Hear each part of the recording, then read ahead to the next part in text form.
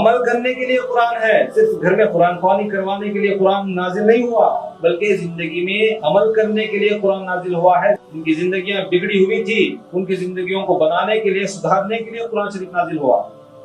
ہم کیا سمجھ رہے ہیں؟ قرآن کا حق ادا نہیں کیا، قرآن کو قرآن نہیں سمجھا ہم۔ اخبار کو، نیوز پیپر کو جتنی ویلیو آج ہے اتنی ویلیو قرآن کو ہمارے اندر نہیں ہے، کیونکہ اخبار پر کوئی نیوز پڑھتے ہیں، کوئی ہیڈ لائنز پڑھتے ہیں، کوئی میٹر پڑھتے ہیں تو اتنا متاثر ہوتے ہیں کہ پوچھو مت۔ لیکن قرآن روزانہ پڑھ رہے ہیں، نماز میں سورہ فاتحہ پڑھ رہے ہیں، سورہ اخلاص پڑھ رہے ہیں، سورہ کوثر پڑھ رہے ہیں، آیت الکرسی پڑھ رہے ہیں، سورہ ہم پڑھ رہے ہیں، لیکن کبھی متاثر نہیں ہوئے، کبھی سوچے نہیں، سمجھے نہیں کہ ہم کیا پڑھ رہے ہیں، ہمارے سروں پر جون بھی نہیں رہیں گی۔ قرآن انسان کی زندگیوں کو تبدیل کرنے کے لیے نازل ہوا ہے، زندگیوں کو بنانے کے لیے نازل ہوا ہے۔ قرآن میں اللہ کی رحمت ہے، قرآن میں شفا ہے، لیکن ہم سمجھے نہیں۔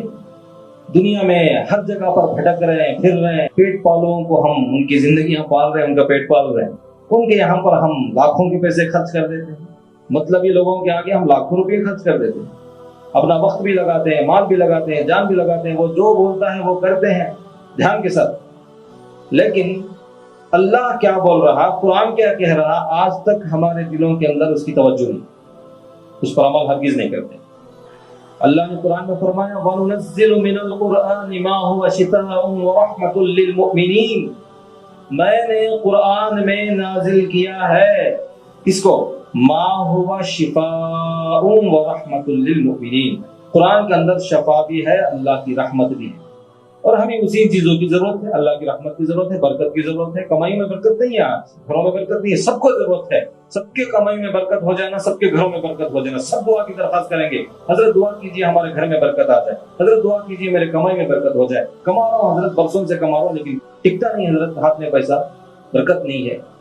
برکت کی دعا کی درخواست کرتے ہیں۔ برکت تیرے گھر کے کونے میں، جو الماریوں میں، بیروی میں جو اٹھا کے رکھا ہے نا قرآن، اس میں ہے، اس کو اپنا، وہ کیا کہہ رہا ہے سن، اس کی بات مان۔ تو کیوں نہیں مانتا؟ کیونکہ تیرا جو سود کا کاروبار ہے، بیاج کا مسئلہ ہے، حرام کاری کا مسئلہ ہے، ناجائز کا مسئلہ ہے، تیری زندگی ہی ناجائز طریقوں میں گزر رہی ہے، حرام کاموں میں گزر رہی ہے، غلط راستے میں چل رہا ہے، تو اب ان سارے کاموں کو قرآن شریف روکے گا، اس کی تو قرآن کی بات نہیں مانتا، تو اپنے نفس کی بات بہت اچھی طرح مانتا ہے۔ اللہ کیا فرما رہے ہیں، اللہ کی نبی کیا کہہ رہے ہیں، حدیث کیا کہہ رہی ہے، شریعت کیا کہہ رہی ہے، دین کیا کہہ رہا ہے، قرآن کیا کہہ رہا ہے، کبھی اس کی طرف توجہ نہیں لگاتا۔ لیکن کوئی اللہ کے اولیاء آ جاتے ہیں، اللہ والے آ جاتے ہیں، دوڑ دوڑ کر ملاقات کرنے کی کوشش کرتا ہے، ان سے مل جاؤں تو بس، ان کو چھی کر آ جاؤں تو بس۔ اچھا، اللہ والوں سے ملاقات کرنے میں سب معاف ہو جائے گا، جو تو ناحق کیا تھا، کسی کا پیٹ مار کے تو جو کھانا کھایا تھا، کسی کو ناحق کر کے جو تو اپنی زندگی بنایا تھا، تیرے بلڈنگ کے نیچے کئی لوگوں کے جان کی قربانیاں ہیں جن کو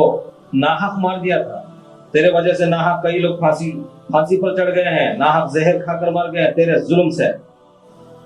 کئی لوگوں کی جانوں کی قربانیوں میں تو اپنی بلڈنگ ہی بنا رہا ہے، تو اپنا عہدہ بنا رہا ہے، اور اللہ والوں کو انویٹ کر کے بلا کر ان سے ملاقاتیں کر رہا ہے، ان کے بازو بیٹھ کر، اور تو سمجھ رہا ہے کہ ہاں میرا سب کچھ ختم ہو گیا۔ نہیں، حساب کتاب اللہ لیں گے، کھڑا کریں گے تجھے، ہر سیکنڈ کا، ہر لمحے کا حساب دینا ہے، ہر دانے کا حساب دینا ہے، ہر پانی کی گھونٹ کا حساب دینا ہے، پوچھیں گے تجھے، کھڑا کر کے پوچھیں گے، تیرے اعمال کو تولیں گے، حساب کتاب ہوگا، پھر فیصلہ ہوگا کہ تو جنتی ہے جہنم۔